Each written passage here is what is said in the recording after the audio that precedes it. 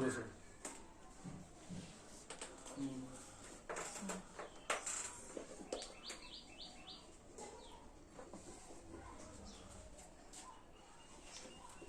चलो शुरू से देखते हैं।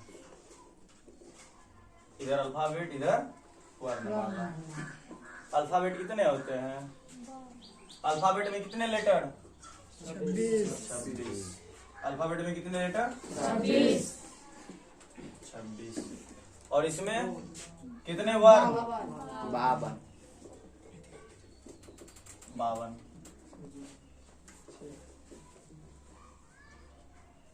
अब आपसे पूछा जाएगा सबसे पहला क्या होता है? सबसे पहली इकाई लेटर, वर्ड, 3 चीज होता है। देखो, लेटर, लेटर से बना वर्ड, लेटर से बना वर्ड, वर्ड से बना सेंटेंस, वर्ड से बना सेंटेंस, सेंटेंस से बनता है पैसेज, सेंटेंस से बनता है पैसेज। ठीक है, इधर देखिए, वर्ण, वर्ण से बना शब्द, वर्ण से बना शब्द से बना वाक्य, वाक्य से बना पैराग्राफ या कोई वाक्य बोल दीजिए, कोई दिक्कत? ठीक,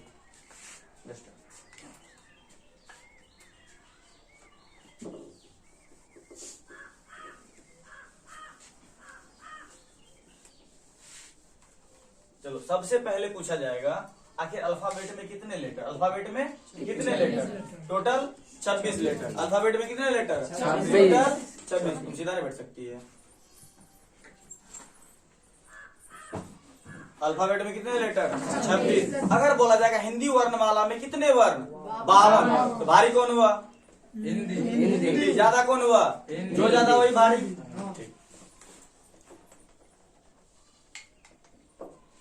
सबसे पहले लेटर, सबसे पहले लेटर, सबसे पहले लेटर, उसके बाद वर्ड।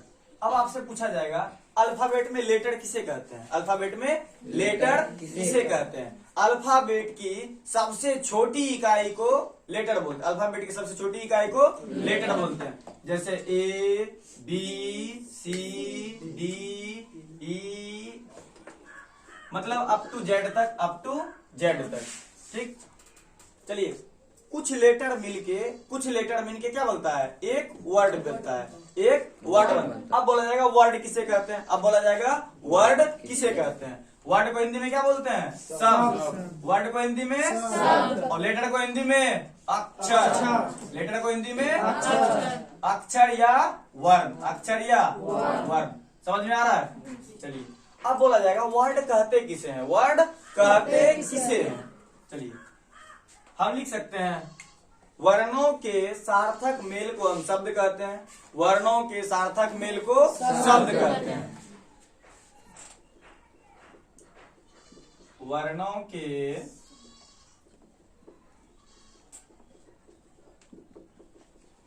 सार्थक मेल को क्या कहते हैं?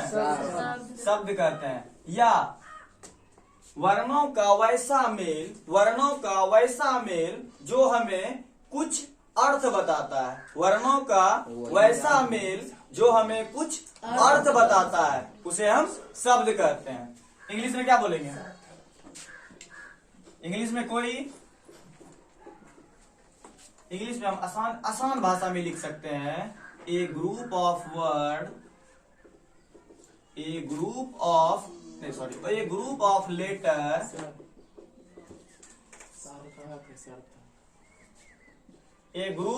लेटर विच मेक्स या गिव्स, कुछ भी लिख सकते हैं। Which makes complete sense, which make complete sense is called word. A group of letter, group मतलब क्या होता है? समूह। ग्रुप मतलब समूह, ऑफ मतलब का, लेटर मतलब अक्षर या वर्ण। अभी तुरंत बात किए। ए ग्रुप ऑफ लेटर, शब्दों का समूह। कैसा समूह? जो कोई विच मेक्स, जो कोई कंप्लीट सेंस, जो पूरा अर्थ बताता है, उसे हम शब्द कहते हैं। चलिए आगे देखते हैं। अगर आपसे पूछा जाएगा अल्फाबेट, अगर आपसे पूछा जाएगा अल्फाबेट को कितने भागों में बांटा गया, अल्फाबेट को कितने भागों में बांटा गया, तो अल्फाबेट को कितने भागों में, 3 भागों में, अल्फाबेट को 3 भागों में।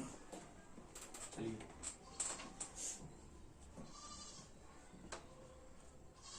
अल्फाबेट, इसको 3 भागों में बांटा गया। वो कौन सा 3 भाग है?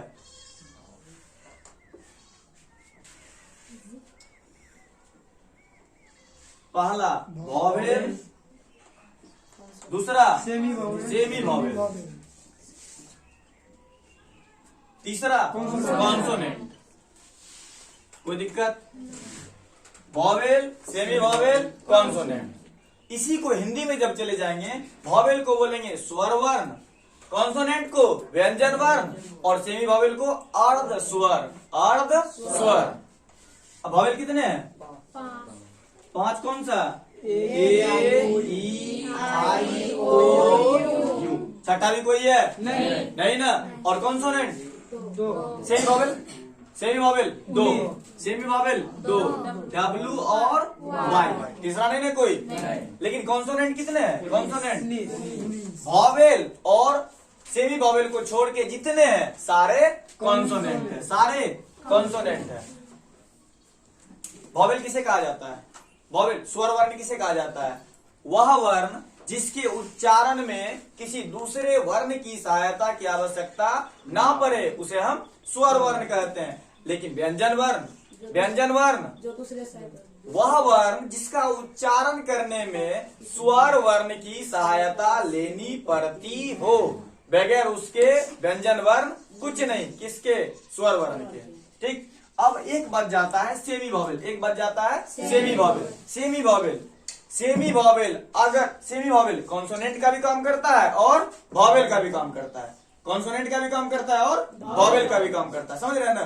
सारा उच्चारण पे खेल है, सारा उच्चारण पे खेल है। ये समझ गए? जी सर। चलिए एक बार रिपीट कीजिए। वॉवेल कितने हैं? 5। नाम बताइए। A, E, I, O, U. Semi vowel W, Y. और कॉन्सोनेंट 19। इस दोनों को छोड़ के जितना बचा सारा क्या हो गया? कॉन्सोनेंट। ठीक है, समझ गए? मिटा दें।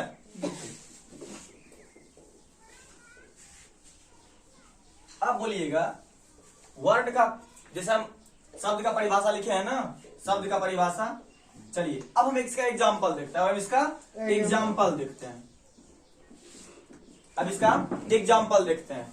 अच्छा ठीक है, एक चीज ध्यान दीजिए आप लोग, जैसे एम आर ए, ये भी एक शब्द का समूह है ना, वर्णों का समूह है ना। क्या कोई शब्द बना रहा है? नहीं बना रहा। इसी को अगर हम लिखेंगे आर ए एम, एक देखो ये भी वर्ण का समूह, लेकिन ये कोई अर्थ नहीं बता रहा है, नहीं बता रहा है। ये भी वर्ण का समूह, कोई अर्थ बता रहा है? बिल्कुल बता रहा है।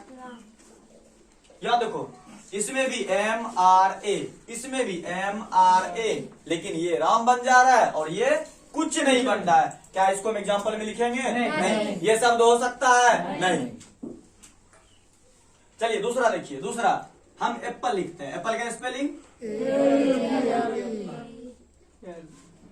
चलिए क्या लिखे? एप्पल हुआ? नहीं हुआ। लेकिन जो जो चीज एप्पल में जरूरत है वो सारा चीज इसमें है ना? नहीं है? A L P P E, Apple हुआ? नहीं हुआ। नहीं ना हुआ। क्या ये शब्दों का समूह नहीं है? ये भी शब्दों का समूह है, लेकिन इसी को हम व्यवस्थित रूप से लिखेंगे A double P L E. ये भी समूह, ये भी समूह, लेकिन दोनों में अंतर क्या है? ये समूह सार्थक है और ये निरर्थक है। इसका कुछ अर्थ है और इसका कोई अर्थ नहीं है। कोई दिक्कत? हम लिख सकते हैं, इसको एग्जाम्पल में लिखेंगे? नहीं।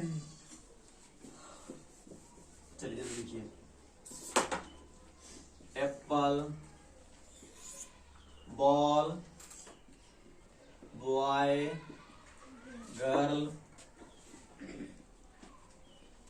जैसे देखिए मैंगो लिखे ना ऊपर में, मैंगो, इसको उठाते हैं, हम लिख देते हैं M O N A ji.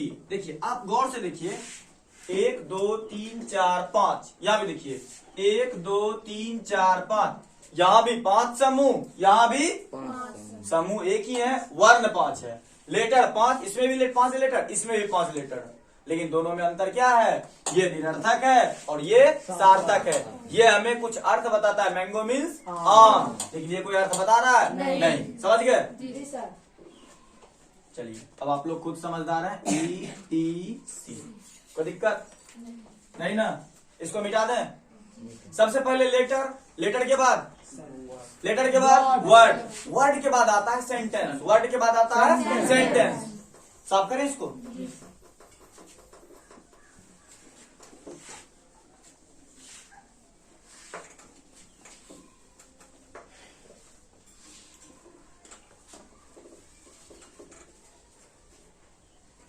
Letter के बाद क्या आ रहा है, सेंटेंस। सेंटेंस को हिंदी में क्या बोलते हैं हम? सेंटेंस को हिंदी में वाक्य बोला जाता है। क्या बोला जाता है? वाक्य। चलिए हम क्या बताए अभी, सबसे एक बार फिर से सीरियली, ऊपर सबसे पहले लेटर, सबसे पहले लेटर, कौन सा लेटर? लेटर, उसके बाद वर्ड, उसके बाद सेंटेंस, सेंटेंस के बाद पैसेज, पैसेज के बाद स्टोरी, पैसेज के बाद स्टोरी के बाद बुक, स्टोरी के बाद बुक। ध्यान दीजिए, सबसे पहला लेटर, उसके बाद शब्द वर्ड, उसके बाद सेंटेंस, उसके बाद पैसेज, उसके बाद स्टोरी, उसके बाद बुक। एकदम सीरियली रूप से सबसे पहले लेटर, लेटर से क्या बना? शब्द बना, शब्दों का कुछ समूह मिला, वाक्य बन गया। कुछ वाक्यों का समूह बना, पैसेज बन गया। कुछ पैसेज का समूह मिला, स्टोरी बन गया, मतलब कहानी बन गया। और बहुत सारा कहानी अगर मिल जाता है तो एक किताब बन जाता है। बहुत सारा कहानी अगर मिल गया तो एक किताब बन गया। हम ये समझे। अब बारी सेंटेंस की है,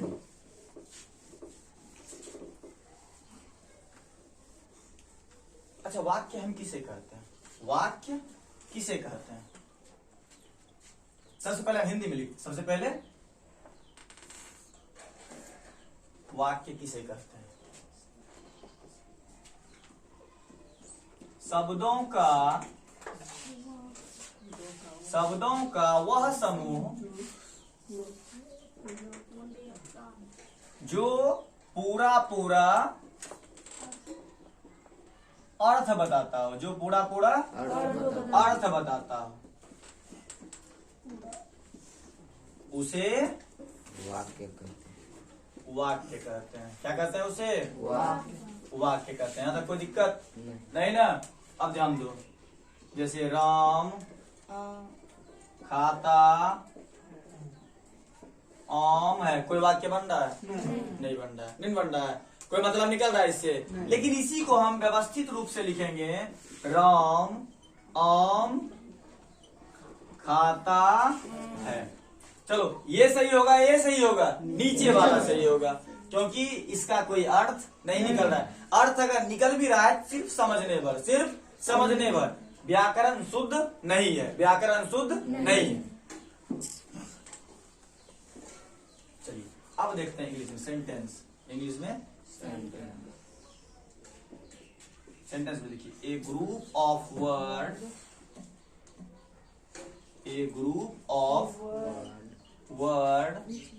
रीच, आप मैक्स लिखिए या गिव्स लिखिए, अपनी इच्छा, कुछ भी आप लिख सकते हैं। रीच मेक्स या गिव्स, विच मेक्स या gives complete sense is called sentence. किन्हीं को दिक्कत नहीं ना? A group of word which makes या gives complete sense is called sentence. कोई शब्दों का वह समूह, शब्दों का पिछले में था वर्ण का समूह, पिछले में था वर्ण लेटर का समूह, लेकिन इसमें आ रहा है शब्द का समूह। शब्दों का वह समूह जो हमें पूरा अर्थ बताता हो, उसे हम वाक्य कहते हैं, सेंटेंस कहते हैं। चलिए एग्जाम्पल इसका लिखते हैं।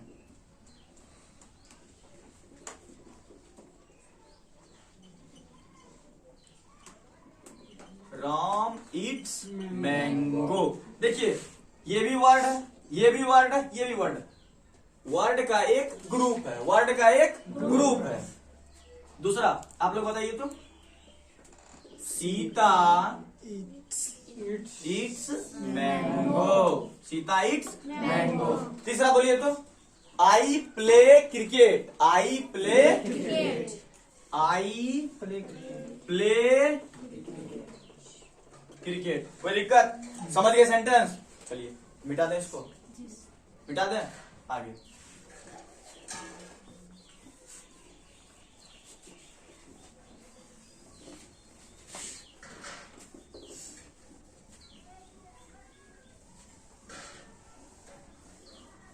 चलिए अब देखते हैं हम टाइप्स ऑफ सेंटेंस। अब देखते हैं टाइप्स ऑफ सेंटेंस, मतलब वाक्य के प्रकार।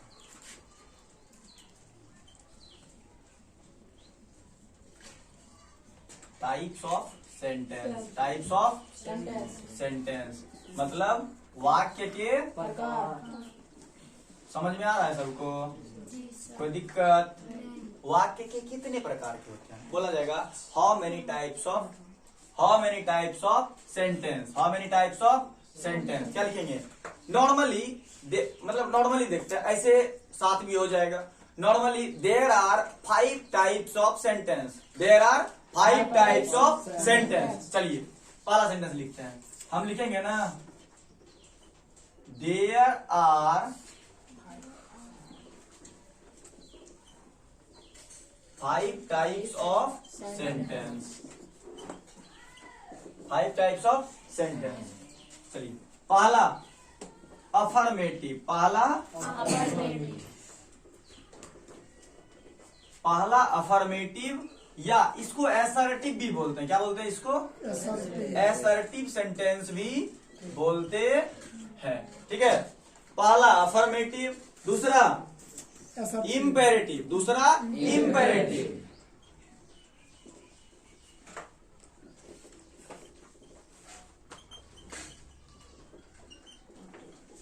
तीसरा इंटेरोगेटिव,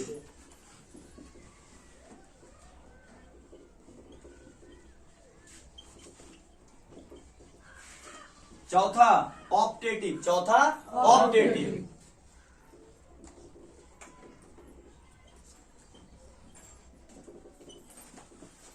और पांचवा एक्सक्लामेटरी।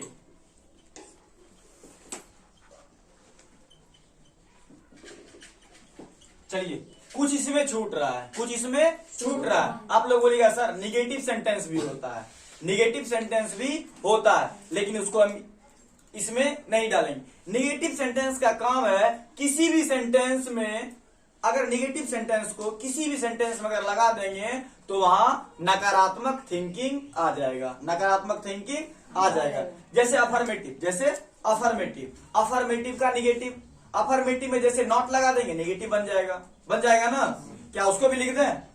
निगेटिव को भी, निगेटिव को हम एक्सेप्शन में रखते हैं, निगेटिव को हम एक्सेप्शन में रखते हैं। चलिए पहला क्या है? अफर्मेटिव। पहला क्या है? अफर्मेटिव। अफर्मेटिव का दूसरा नाम क्या है? Assertive sentence. अफर्मेटिव का दूसरा नाम assertive sentence.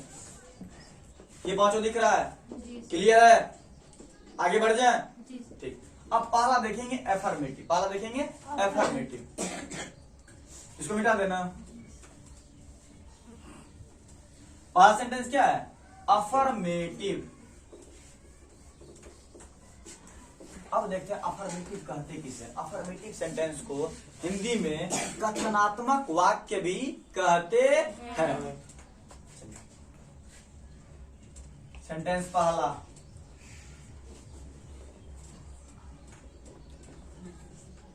Affirmative sentence. Affirmative sentence Hindi में वह वाक्य, वैसा वाक्य जो कोई कथन बताता हो, वैसा वाक्य जो कोई कथन बताता हो, उसे हम अफर्मेटिव या असर्टिव सेंटेंस कहते हैं। हिंदी भी लिखते हैं। चलिए, वह वाक्य जो कोई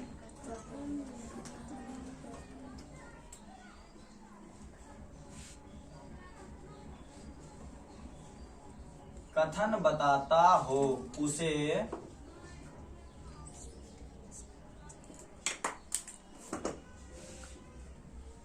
अफर्मेटिव या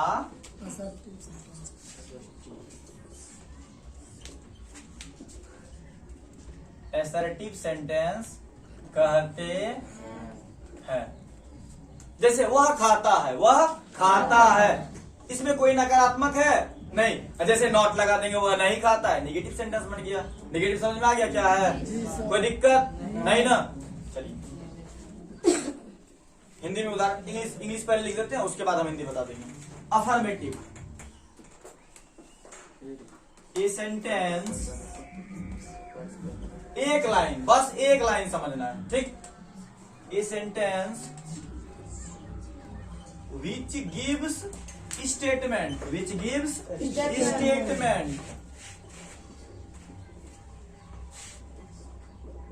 is called affirmative sentence, is called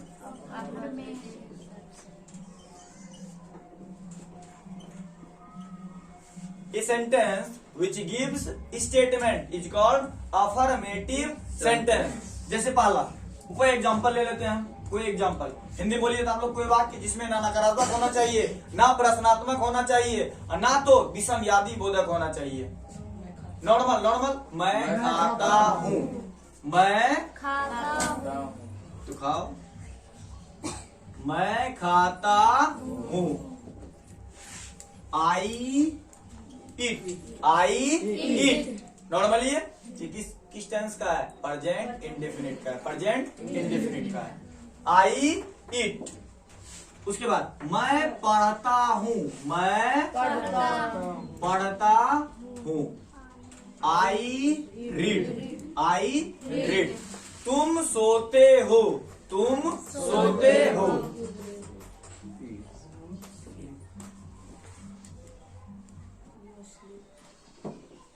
U S भी लगेगा?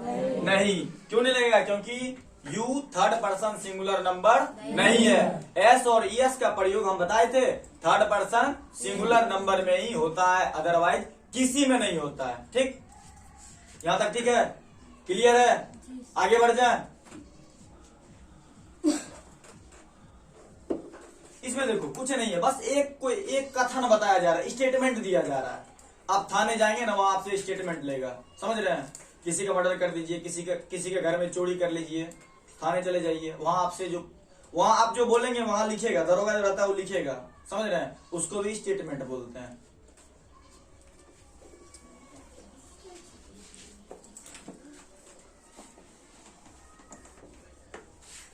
चलिए थोड़ा सा निगेटिव का जिक्र करते हैं, थोड़ा सा हम अफर्मेटिव के साथ साथ निगेटिव का जिक्र करते हैं।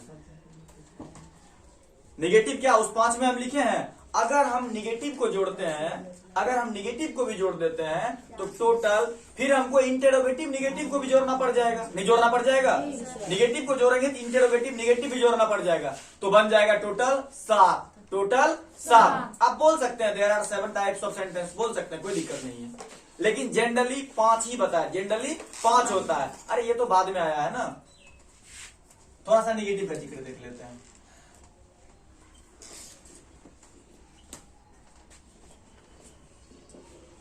थोड़ा सा निगेटिव सेंटेंस किसे कहते हैं? अफर्मेटिव क्या था? A sentence which gives statement is called affirmative sentence. इसका क्या हो जाएगा? A sentence which gives always negative sense is called negative sentence। कोई दिक्कत? लिख दें?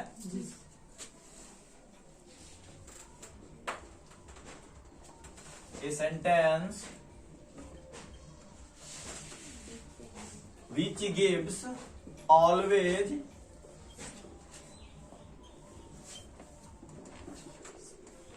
नेगेटिव सेंस, हमेशा क्या? नकारात्मक, हमेशा नकारात्मक सोच देगा वो, समझ रहे हैं? उसको हम नेगेटिव सेंटेंस बोलते हैं।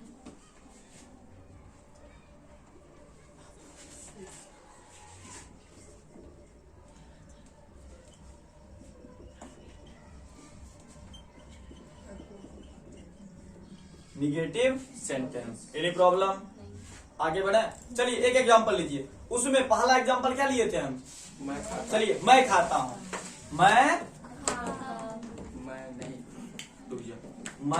खाता हूँ, ये तो अफर्मेटिव है, ये अफर्मेटिव है ना। ये एक सेंटेंस बता रहा है, ये एक सेंटेंस। अब देखिए ये अफर्मेटिव है ना, इसमें अब हम निगेटिव का प्रयोग करते हैं। मैं नहीं खाता हूँ, मैं नहीं खाता हूँ, मैं नहीं खाता हूँ। इसका क्या हो जाएगा? आई इट। ये अफर्मेटिव है ना, ये अफर्मेटिव है, लेकिन निगेटिव कौन है? ये I do not it, I do not it. अच्छा आप लोग बताइए थी किस टेंस का है? प्रेजेंट इंडेफिनिट का, प्रेजेंट इंडेफिनिट। हम बताए थे प्रेजेंट इंडेफिनिट का पहचान क्या होता है? जिस हिंदी वाक्य में क्रिया के अंत में ता है, ते है, ती है इत्यादि लगा रहे, तो ऐसे वाक्य को हम प्रेजेंट इंडेफिनिट टेंस का वाक्य समझते हैं। कोई दिक्कत? लेकिन यहाँ क्या है? मैं नहीं खाता हूँ, लास्ट में ता हूँ, लास्ट में ता हूँ। तो आपको हम रूल भी बताए होंगे, आपको हम प्रेजेंट इंडेफिनिट का रूल भी बताए होंगे। तो चलिए प्रेजेंट इंडेफिनिट एक बार हम जिक्र कर देते हैं, अभी टेंस जब फिर से बताएंगे तो बताया जाएगा। जैसे subject plus verb plus S या ईएस प्लस ऑब्जेक्ट, ये क्या अफर्मेटिव रूल है? ये अफर्मेटिव। अब चलते हैं निगेटिव रूल पे, अब चलते हैं निगेटिव रूल पे। चलिए 2 नंबर दोबारा कर देते हैं। सब्जेक्ट प्लस डू या डज प्लस डू या does plus not plus verb plus object. Subject plus do या does plus not plus verb plus object. कोई दिक्कत नहीं ना? आगे बढ़ जाए। दूसरा वाक्य बताइए, एक अफर्मेटिव सीधा वाक्य आप लोग बताइए। राम पढ़ता है, राम पढ़ता है। ये इधर अफर्मेटिव है ना, चलो इधर लिख देते हैं अफर्मेटिव और इधर निगेटिव। अच्छे समझ में आ रहा है ना? लिखने का भी जरूरत है, इधर अफर्मेटिव इधर निगेटिव। जैसे राम पढ़ता है, राम पढ़ता है, इस रूल पे बैठाइए। तो सबसे पहली बात इस पे, इसके रूल पे चलते हैं। सब्जेक्ट कौन सा है? काम क्या हो रहा है? पढ़ने का। काम क्या हो रहा है? पढ़ने का। कौन पढ़ रहा है? काम क्या हो रहा है? पढ़ने का। कौन पढ़ रहा है? राम। काम को करने वाले को हम कर्ता बोलते हैं और कर्ता को इंग्लिश में सब्जेक्ट बोलते हैं। पहले सब्जेक्ट है, ढूंढो सब्जेक्ट कहाँ है? राम, राम। चलिए दूसरा काम क्या हो रहा है? सब्जेक्ट प्लस वर्ब, पढ़ने का। पढ़ना का इंग्लिश क्या होता है? रीड। पढ़ना का इंग्लिश रीड। अब उसके बाद है एस या ईएस, एस या ईएस। अब बताइए इसमें एस का प्रयोग होगा या ईएस का? एस का प्रयोग या ईएस का? किसमें होगा? एस का प्रयोग। तो बोलिएगा सर ईएस का प्रयोग क्यों नहीं? हम एस का प्रयोग कर देंगे तो ईएस तो नाराज हो जाएगा, हो जाएगा ना? कोई दिक्कत?